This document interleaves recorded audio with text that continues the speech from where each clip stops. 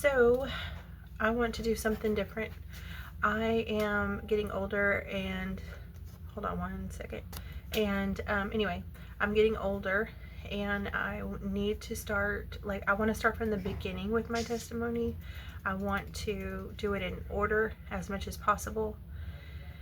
I think it's very important for you guys to understand why Jesus is so important to me, what happened at the beginning, and I have written it down sort of in a timeline.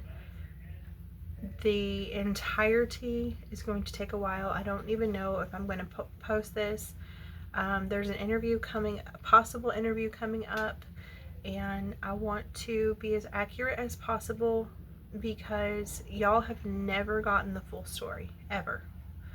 And I forget things when I'm talking. It's like walking into the worst nightmare I've ever had, and what tends to happen is I will start blocking it off and we'll just start moving on to something else. So I just want everyone to know what really happened because it's very important. Whether this makes it on my YouTube or not, I need to start recording this for myself, for my kids, for my family. I need to tell the whole story. So I wanted to start out at, and I do have notes, ages like 2 to 10. And then I'm going to give like what was happening in my life and then how that portrays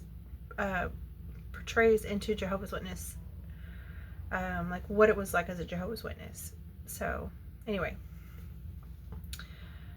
so my first memories are of us being very poor. My literal first memory that I can ever remember, this sounds so weird and horrible, but I remember playing with mice in a cup on the back steps of a house that we were renting. And we were taking the mice, me and my sister, and we were like playing with the mice in a cup, like pouring them back and forth. We were so poor, it was ridiculous. Most of the places we rented were pretty run down, had a lot of bugs and mice, and I remember my dad like chasing us with the mice that they would catch. He would catch it in a trap and he would follow us around the house with it and we'd be screaming. We were terrified. I thought that was really weird. That's my next memory. I remember one time in the kitchen, I had a cup of water and I was going to empty it into the sink. And when I went to pour it into the sink, it was catching on the top of the faucet and running down, and I thought that was really cool. I was watching the water like run down and I thought, well, that's really neat, you know, like, and I was just fascinated. So I'm pouring the water and I'm like, oh, that's so cool. And the next thing I know, my dad grabs me up and like holds me up here and in the air, and I start to smile and laugh thinking he's playing, he's gonna play with me. And he just starts hitting me like over and over again, yelling at me for the way that I poured the water into the sink. And I was probably 3 years old, 2 or 3 years old. So at a very young age, I was scared of my dad. I realized that he could be one way one minute and then the next he could be a completely different person. He had a lot of drug problems. He was an alcoholic. And there were days where we got ourselves ready for school, like early. I would go to like kindergarten in my pajamas and I would catch the bus, and you know, he wouldn't be up yet, so he didn't know how I went to school. I would just wake up and get on the bus. You know, dad's still asleep. My mom worked all the time. And I remember coming home one day and he was like, "You wore that to school? You wore your pajamas?" And he was just flabbergasted that I would do that. But I'm literally a young kid. I had no idea to change my clothes, and it matched. So I was thinking I was doing good, as a little kid. So my dad stayed home with us. He never really had a job in the beginning. He would eventually get a job, but for the most part, he was always home. He was going to go to college too later on, but for accounting, but he never did anything with it. But so my mom was going to school to be a nurse, and she was always gone, always to school or always at work. That's all I can remember. Like, we were just always home with Dad, and I had a sister named Leah, and she was an older sister. She's two years older than I am. I would always play outside. I loved being outside. I didn't really want to be around my dad. I knew something was wrong as a kid, like, who to stay away from. Well, I knew to stay away from Dad. So the way to do that was to always go outside and play. And one time, I loved to ride my bike. It was my favorite thing ever. I would just ride my bike all day long. And one of these days, I was coming down a hill, and I fell off the bike, and I hit my chin right here. I scabbed it all up. It was bloody and nasty. It was horrible. I didn't know that, though, because I didn't look in the mirror. So when I went in, my dad was like, "What happened to you?" And he's yelling, and I guess because he's concerned. And I just told him, I said, I don't know what happened to me, because I can't see my face. I can't see, there's blood everywhere, And he was like, your face. I said, "Oh, I fell off my bike. And he takes me, and he starts shaking me. He picks me up, he starts shaking me, and he's like, "Are you scared of me? Are you scared of me?" And like screaming in my face. And I'm like, no, I'm not scared of you. Were you too scared to tell me that you hurt yourself?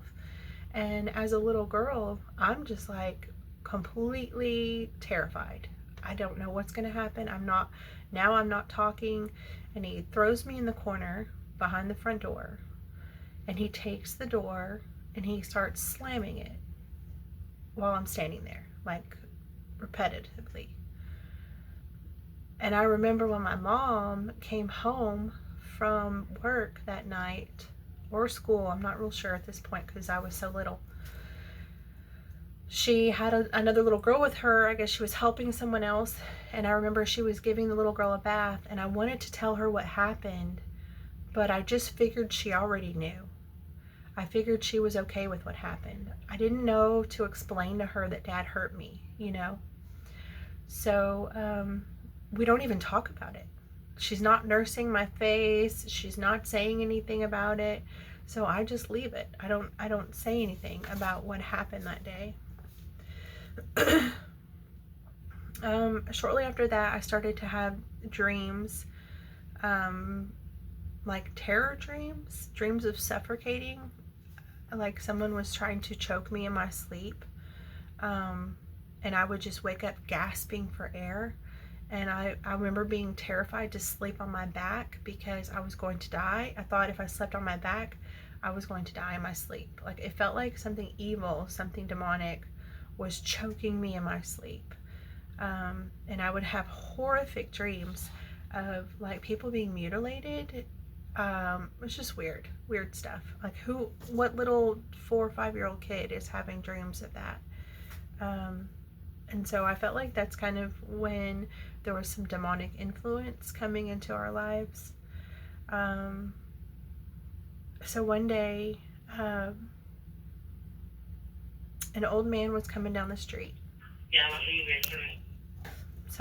An old man was coming down the street, and he asked me if I wanted Jesus in my heart. I've never seen this man before, and I was like, of course. I love Jesus. I want Jesus in my heart. And we said a prayer. And I remember him leaning down and praying with me. And it was a very heartfelt prayer. And I just remember feeling good about it in the fact that I was talking to Jesus. But then on the other aspect of it, I was worried that what if my parents find out? Because I knew he wasn't a Jehovah's Witness. I didn't know anything about Christians. I've never heard the word Christian before, but I just knew he wasn't a Jehovah's Witness. So I was scared at the same time, but I knew that I was also happy. Um, and from that point on, it seemed like the abuse got worse and circumstances. So I don't know what happened there. I'm not saying I got saved as a little kid, 4 or 5 years old. I'm not saying that. But something did happen. I just don't know what it was, okay? Because after that, we moved out of the house we were in, and we got a house that is actually ours for the first time. And my parents got this house because my grandparents were wealthy, and they actually paid for my parents' house. And this will come up later on. I'm going to point something out later. But so even though we were super poor, they're paying back the grandparents, okay, but the house is paid for. So we move into this house, and it just progressively gets worse. My mom is always working. She's never around. Me and Leah are still in school, but Dad, it just seems like he started just really elevating his drug and alcohol use. And it was like he would use one drug for one thing, and then he'd start drinking to feel better and come down. And he was very unpredictable, like always cussing us out, treating us bad. If we didn't eat right, we would get slapped in the face. If we made too much noise while we were chewing, he would cuss us out and tell us to leave the room. Like we couldn't even eat at the table because he could hear it or something like that. I remember getting ready for a doctor's appointment one time, and I guess I didn't take a bath. I don't know. I just remember my dad shaking me again, like telling me like, you're filthy, you need to take a bath, we're going to the doctor, you can't go to the doctor like this. And just like slapping me over and over and over. And I think my mom was asleep, and she comes out of the bedroom and she sees my dad slapping me, and it's like the first time she ever realized that my dad was physical with us in an over-exaggerated way. Like, she knew he spanked us, but I don't think she knew that he was hitting us like he was hitting her, because he was also abusing her. And my mom laid into him, and then they started fighting. I ran off to my room. That was the only time my mom ever stood up for me. I remember being very sick at the house, like never having medical care. We barely went to the doctor. I remember like them listening to me breathe and being really concerned. I had a lot of ear infections and a lot of respiratory infections. And I remember just thinking, I'm going to die tonight. Like, I'm going to die. And I remember my mom calling Dr. Brown and telling him, or he would tell her to put the phone to me so he could hear me breathe. Because my mom was so concerned, but she would never take us to the doctor. She would never take us to the hospital. And when we did go to the doctor, it was like maybe 4 times our whole life. So there was a lot of neglect there. She would pour like hot oil in my ears instead of getting me antibiotics. I still have a lot of hearing problems to this very day. Just a lot of like neglect, you know. I know she did the best she could, but there was definitely a lot of neglect on our part. So I did have a dog named Todd, and he was the cutest husky puppy you've ever seen in your life. Like blue eyes, everything, just beautiful husky. And he got very, very sick with parvo. And I was young. I was like 10 or 11. And I remember, taking a water droplet and somehow knowing like to put water in my dog's mouth and make sure he had some liquid in him. Maybe because my mom was a nurse, maybe I picked up on this idea, or maybe she suggested it, I don't know. But I remember sitting in my closet all night long, nursing this dog back to health. And he lived. Like, he lived through that, which was back then. If your dog lived through parvo, that was pretty impressive. Most dogs die right away. So I was so proud of that dog. He was so beautiful. And one day I saw my dad like abusing my dog. He was kicking him for digging holes in the backyard, hitting him over and over again, and my dog is just screaming. And I remember thinking to myself, even though I love this dog so much, and I've always wanted a dog, poofy, beautiful dog like this, he has a better chance of getting out of here and living on the street than he does in this house. I remember wanting to leave. I remember wanting to run away. And I did run away 2 times at the age of 10. This was around the same time I let the dog go, because I was like, if the dog can make it, maybe I can make it. And I tried running away too. But I always turned around. No one ever came for me. So that was like confirmation that no one really cared. You know, no one even, I put a backpack on and everything. I'm like, I'm out. I can't do this. But I would get all the way down to the end of the street. We had a 3-house limit. I would get all the way down to the end of the street, and I would turn around and I would come back. Anyway, so I opened up the back gate and I let my dog go, and I never saw him again. That was it. I wanted him to be free of my dad's abuse. It was just so bad. Like, even my sister, even though we don't get along as far as the Jehovah's Witness thing, my sister would agree with everything that I'm saying. She went through the same stuff. So anyway, I remember guns being held to my mom's head. This particular night, I don't know what the fight was over, but I just know that my mom was fed up. She had had enough. She couldn't take it anymore. She got in the car. She told us to get in the car. We're in this really old Oldsmobile, like 79 Oldsmobile. It's a huge car. And we're backing out of the driveway, and I'm like, oh, we're safe. We're in the car. The doors are locked. Dad's outside yelling and screaming and banging on the window, but it's okay because we're in this car. Well, next thing I know, I'm sitting behind my mom. He's got a gun to the window, and he tells her, if you don't pull this you know what car back in the driveway, I'm gonna blow your head off. I'm gonna blanking kill you. And I remember turning, because we have really close neighbors to the right, Beth, and they're outside watching this happen, and they never called the police. And so, you know, this is all like, it's starting to become normal, because even the neighbors aren't even trying to help us. Even the neighbors aren't calling the police on my dad.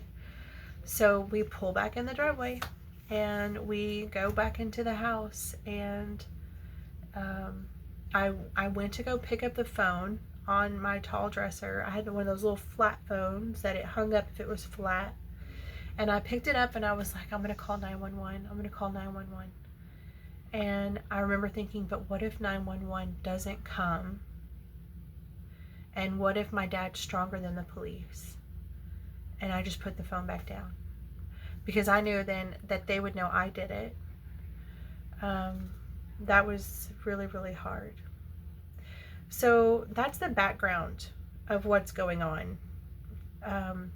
So as a Jehovah's Witness, and having all of this happen, you can kind of start to see why I didn't mind the Kingdom Hall. The Kingdom Hall was a safe place. Dad was disfellowshipped. He rarely went to the meetings. So the Kingdom Hall became my haven. School became my haven. And I didn't even know what a birthday was until school. So I didn't really miss anything about birthdays, because I didn't know people celebrated birthdays. You know, we didn't have the internet back then. There was no internet. There was like two stations on the TV. You know, we're super poor, so we can't even afford the news station, hardly. So I wasn't really too upset about birthdays until school started. I didn't really know, I didn't know what a magic show was. I remember wanting to go to the magic show, but I didn't know what it was. I remember having to go to the library for that as a kid, and that was very, very difficult. I was like, I want to go to the magic show. Everybody else is going to the magic show, and this is like kindergarten, so it's like super cool. Everything's super cool when you're 5. That was a disappointment. I never saluted the flag, and that was awkward. That one is awkward because everybody's like, I pledge allegiance, you know, and you're in your classroom, and everyone's like, she's not doing it, she's not doing it, you know. That was embarrassing. I do remember my mother trying to go to the elders for help, and they would tell her, just stick it out. Just, you may win him over. You may save his life. Stick it out. Don't leave. Like, she asked an anointed brother, and he was like, don't go anywhere. Everything's going to be fine, you know. So that was horrible.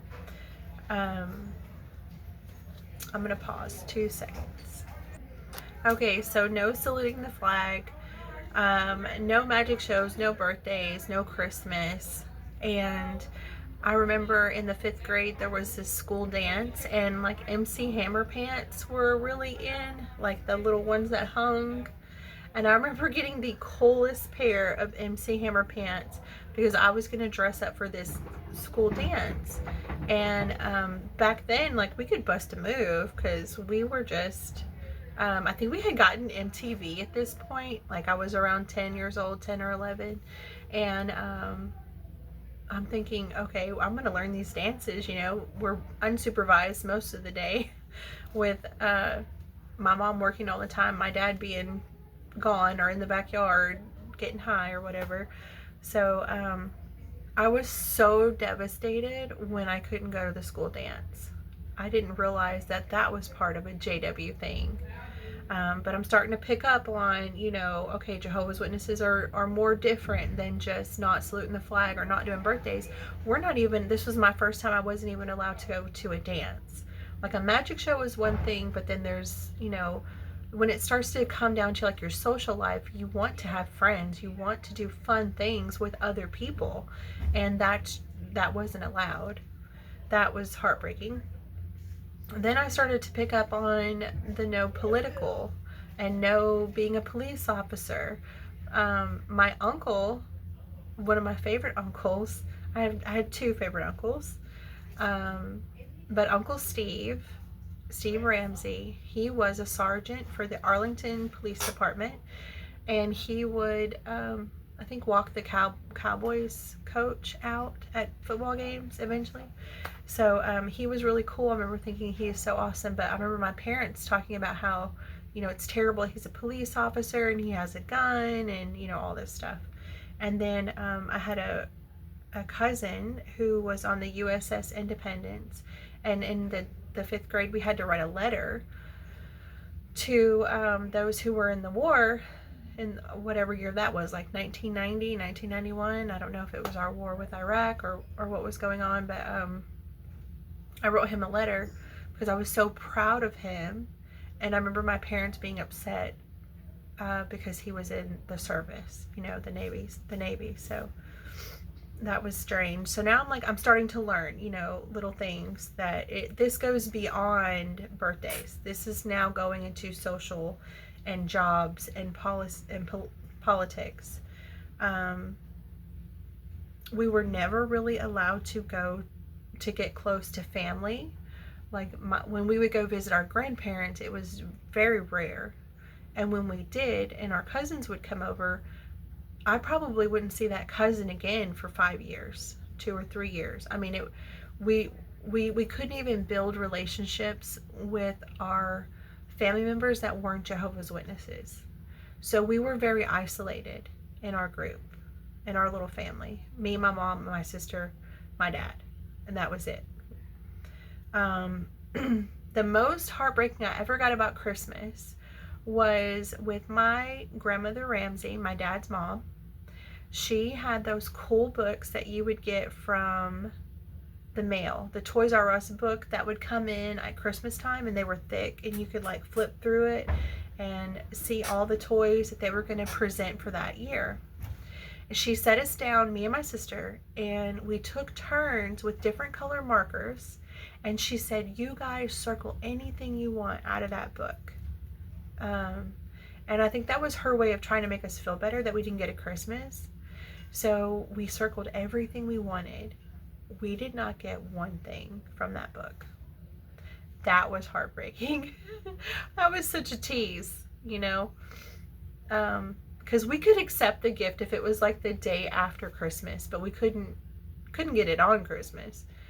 But we never got anything. And I remember thinking, oh, any minute I'm going to get that doll or that horse or those bracelets or whatever, you know, they had. And it just never happened.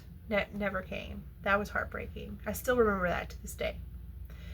I do remember like Tuesday night book study at the Cunningham's house.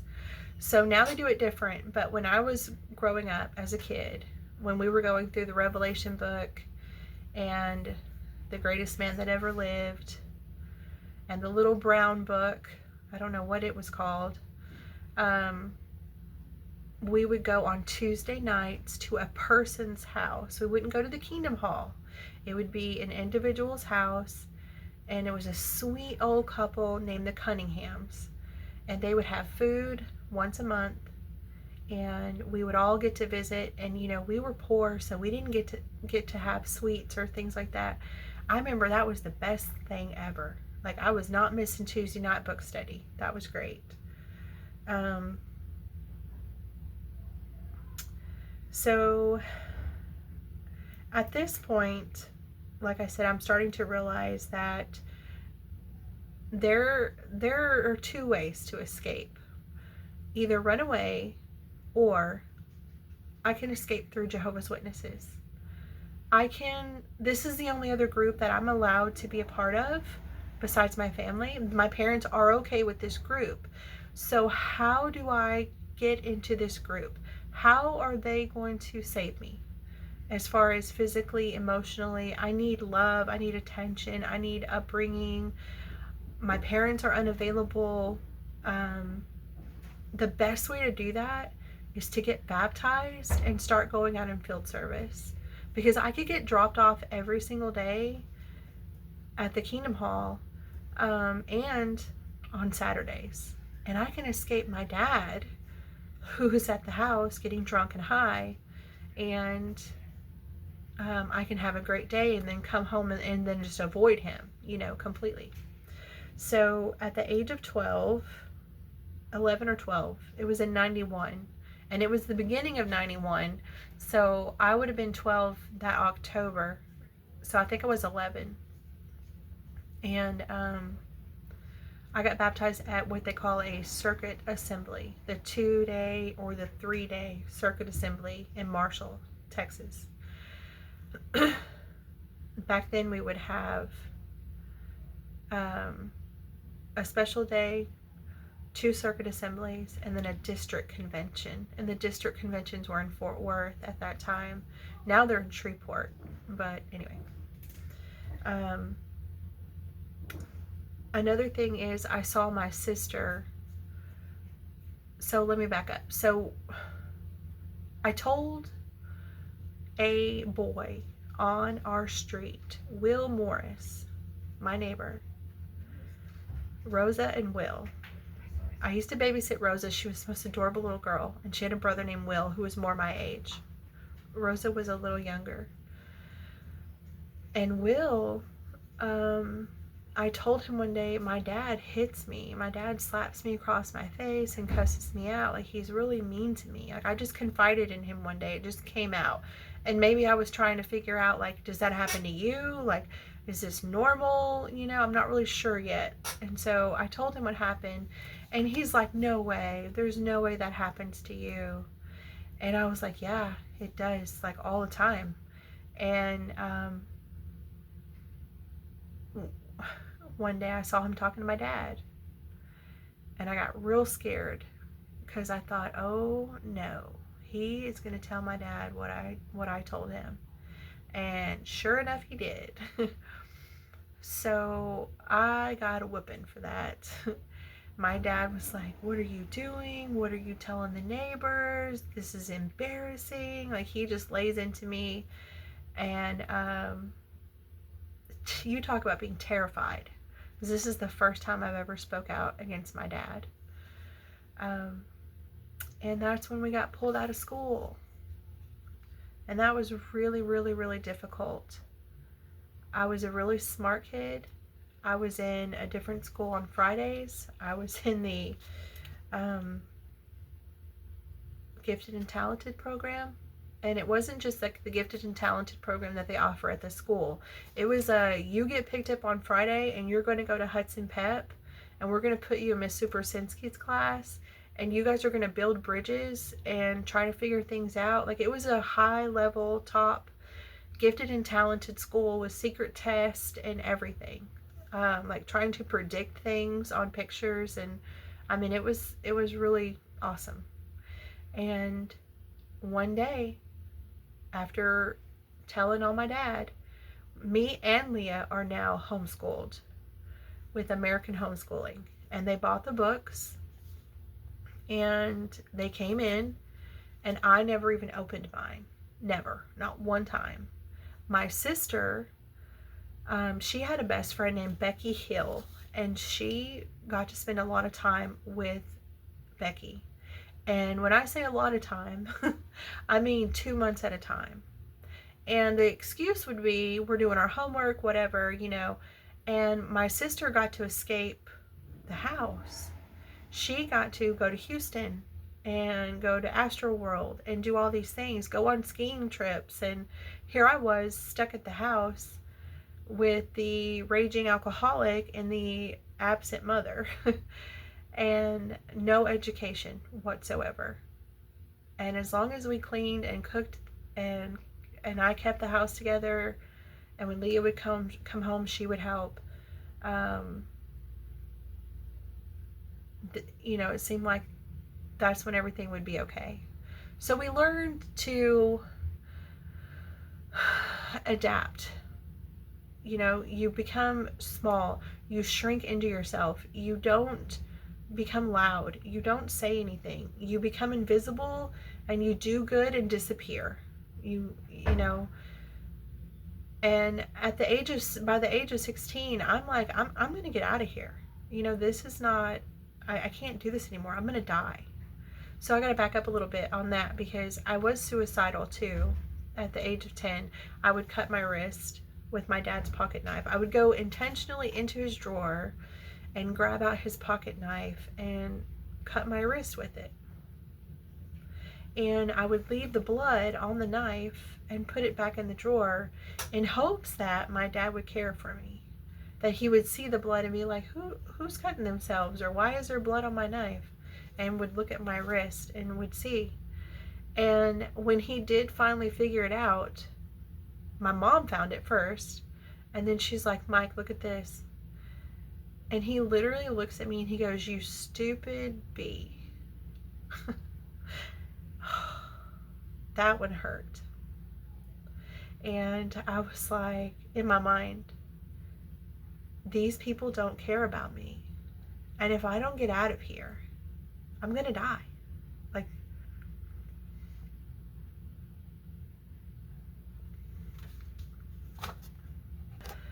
so anyways, to escape, I got baptized, and I started going out in service all the time. And I got validation from the Kingdom Hall. I got validation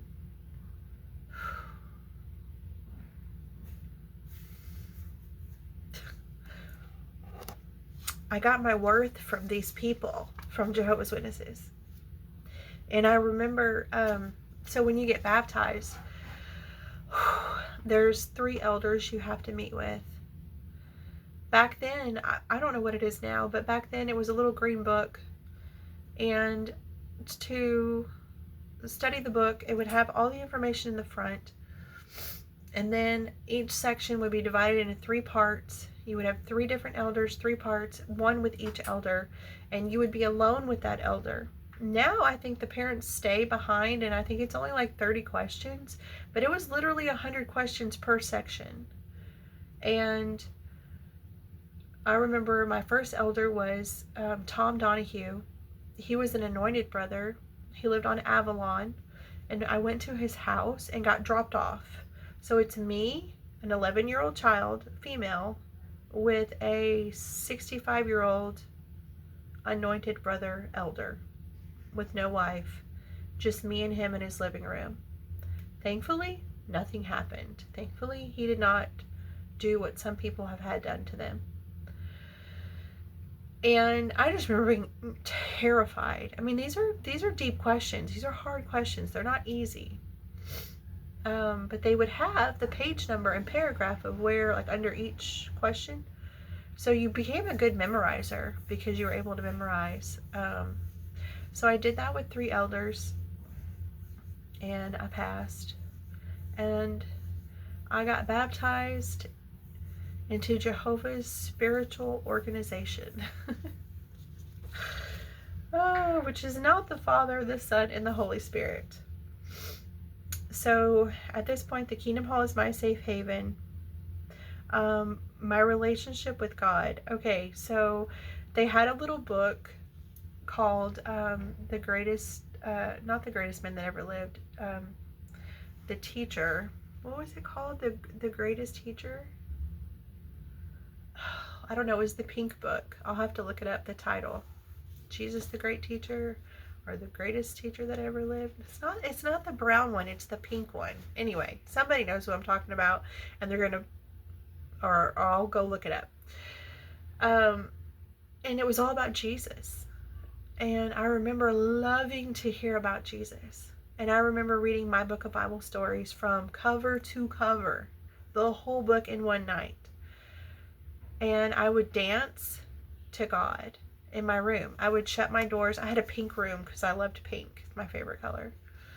And I would twirl and dance to God. And I would talk to him like I'm talking to you. I would just talk to him. I remember being on the couch and just being like, hey, God, I love you. Like, I would just talk to him out loud. So I don't know if that little incident when I was young, 4 or 5, did anything. But I don't really know too many 10-year-olds that are talking to God. And I don't know too many 10-year-olds or 9-year-olds that are reading books cover to cover because it's all about Jesus. But it seems like there was something there, you know. And maybe as I got older, my heart got hard because I didn't know Jesus was God. I just knew of Jesus and I wanted to love him. You know what I mean? So I'm not really sure. But anyway, probably going to stop there and move on to like 12 years and older and go from there and start talking about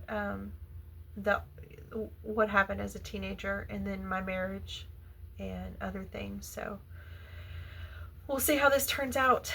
And if I do put this on the internet and you guys, oh, I left one thing out. Yep. Well, boo. Okay, so my dad took off my nails when I was young. This is in another video that got deleted. You know, we had a YouTube account and we lost every one of our cart crashes, every one of our Kingdom Hall crashes. So if you saw the one, if you're an old timer and you've come to this new channel, there was a Kingdom Hall crash I did. And this was the first time I brought out that my dad would take off my fingernails. So these your ring finger, which is kind of ironic, both ring fingers and one of my toenails. I guess I smashed them, I'm not real sure. He would, you know, tuck my arm underneath his, and he would take a razor blade, and he would tell me to count to 10, and he would take off my nail, the whole nail. And they're kind of misshapen, just those 2 fingers. And the reason I feel like that's so important is because, you know that picture I posted the other day with me and my grandmother? That's how old I was when it happened the first time. And if you could picture that little girl getting her nails cut off, that's what happened. And I would count to 10, and it would be like super fast. 1, 2, 3, 4, 5, 6, 7, 8, 9, 10. 1, 2, 3, 4, 5, 6, 7, 8, 9, 10. And I would just do it over and over, just waiting for it to be over. It was the most painful, traumatizing experiences. And from that point on, too, I knew my dad wasn't safe. I didn't mess with my dad very much. But then, as I got older, it kind of changed because I didn't want to be my mom because she was the one getting beat up. And my dad had all the power. So as I got older, I did start hanging out with my dad, trying to figure out his personality because I wanted that power. I didn't want to be mean, but I wanted to know how he got what he got. I don't know how to explain it, like his persona, So anyway, part 2 coming.